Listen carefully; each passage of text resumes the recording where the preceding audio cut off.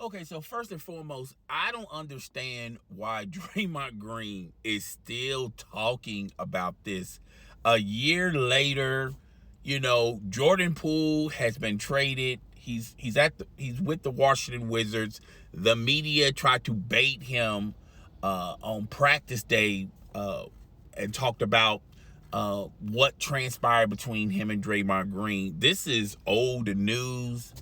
I I have no idea why Draymond Green brought this up. I think he was on his podcast and he talked about the situation between him and Jordan Poole. He basically defending himself, said that he don't hit people, and basically said Jordan Poole said something and he just reacted to it. And you know, Draymond Green has been on this narrative of old media versus new media. But if this is the take and this is the direction new media is going to, then new media and old media is pretty much eerie similar, okay? Because old media would, push their fake narratives and their personal narratives, pretty much what new media is doing when you're talking about Draymond Green and his podcast. It gotten so much attention. Jordan Poole's dad was on the record, on an interview, and basically said that Draymond Green never apologized to him or his wife. Called Draymond Green soft. Called Draymond Green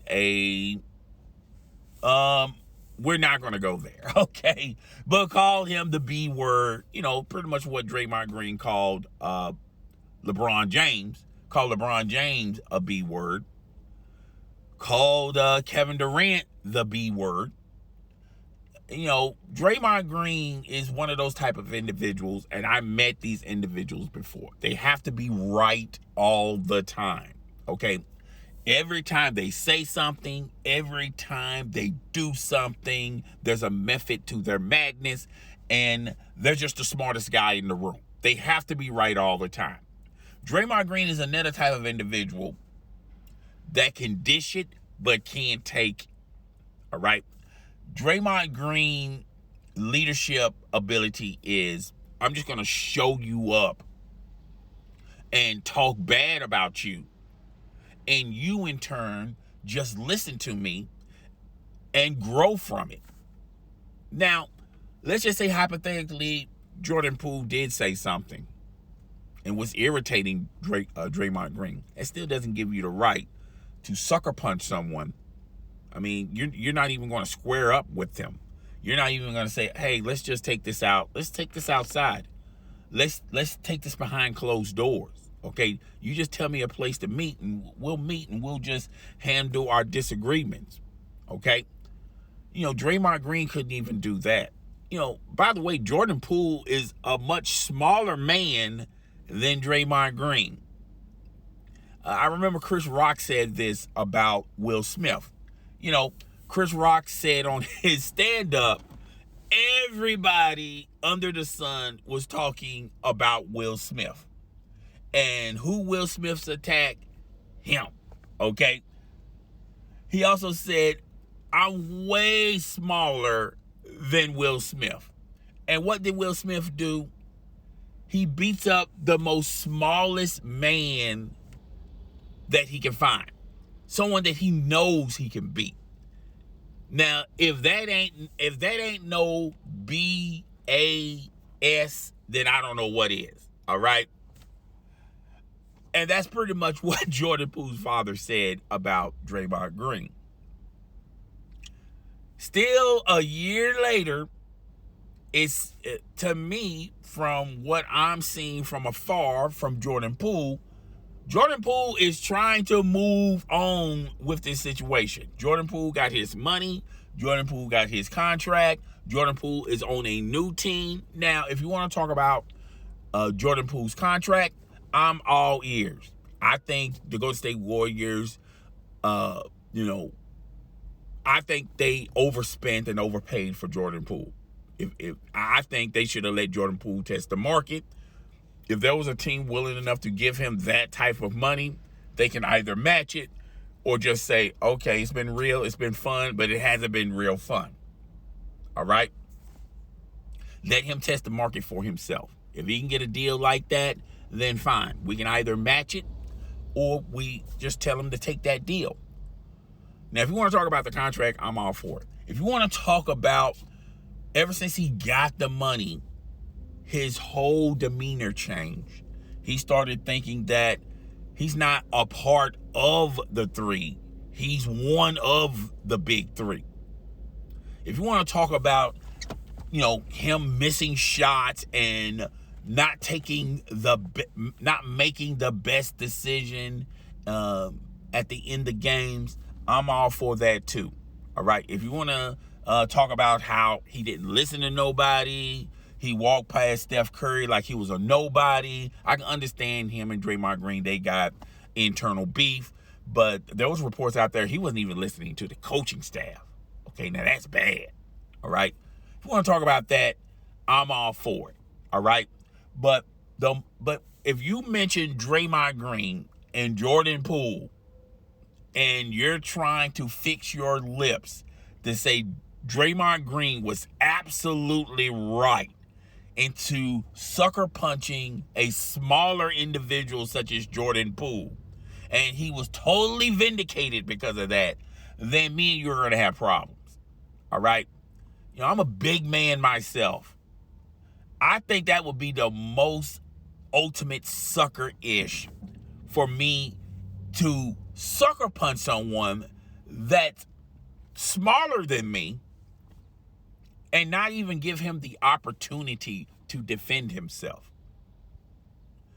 Now, in that moment, I think Draymond Green was wrong, and Draymond Green has demonstrated through the years that he's a guy that can take it.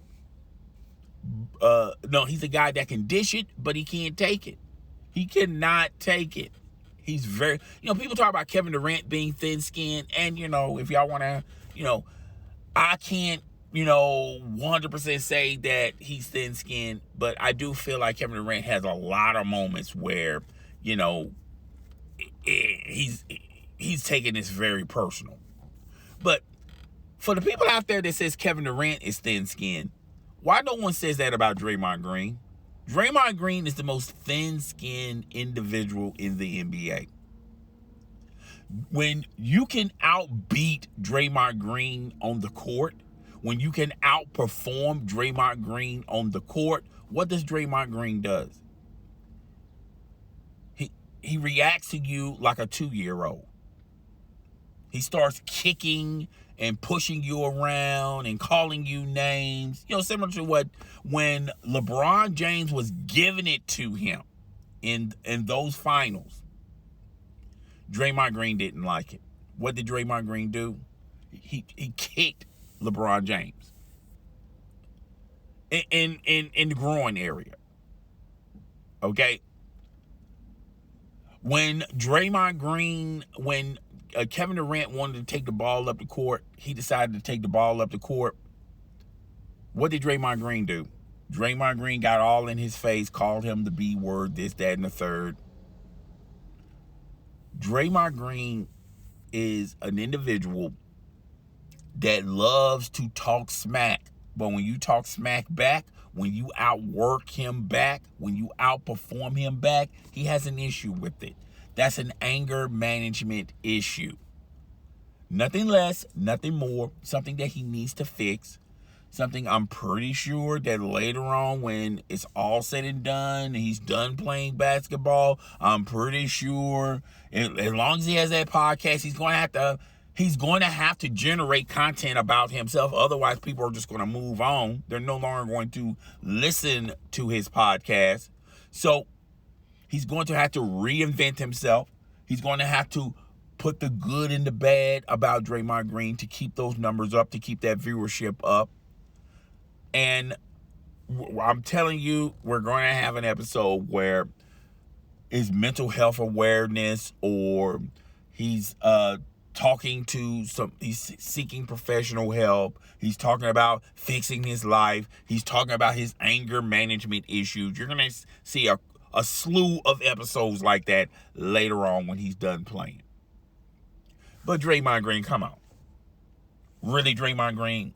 Out of everybody in that situation, you're still fixing your lips and still talking about it. So that just tells me it bothers you that a lot of people think that you can dish it, but you can't take it. It bothers you when people say that you're very thin-skinned. It bothers you that people feel like you have anger management issues. So, yeah, I mean, that's all I got to say on this video. I mean, I don't understand why Draymond Green is talking about this. I'm pretty sure Draymond Green has a reasonable explanation, but it is what it is. Guys, I will see you guys in the next video. Deuces.